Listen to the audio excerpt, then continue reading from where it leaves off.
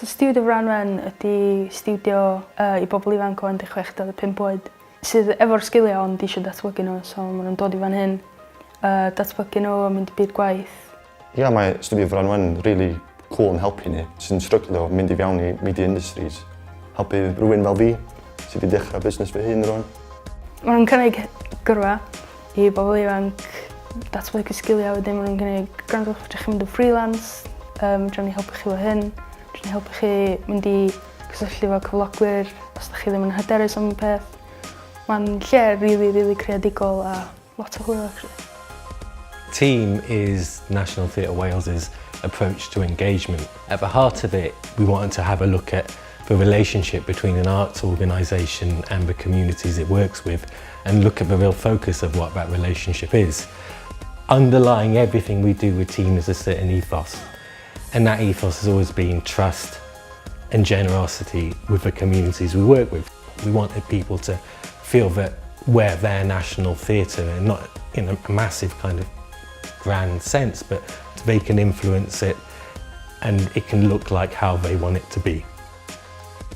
Mae'r prosiect Corneli Cudd wedi bod yn prosiect anhygoel. Mae wedi llwyddo I agor meddyliau bobl, cyffwrdd bobl ifanc ac unigolion gwahanol mewn ffordd hollol unigryw a personol iddyn nhw hefyd.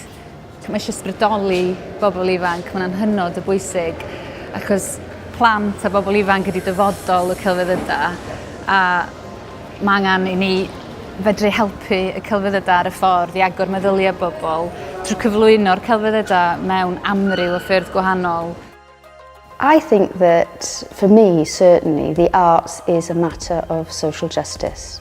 And if we are to break down those very real kind of barriers to people and let them have not just the financial means, but the opportunity to take part in the arts, because they play such an important part in helping people set their sights higher, so inspiration and aspiration. Mae'n hawdd iawn I theatr neu'r celfyddydau targedu pobl ifanc dan 11 dyda. Neu pobl hŷn efo pres sy'n medru afforddio tocyn I mynd I weld rhywbeth. Ond pam ti'n targedu'r canol, a ella ti'n targedu'r pobl ifanc yna, sy'n mynd i fod yn challenge I chi.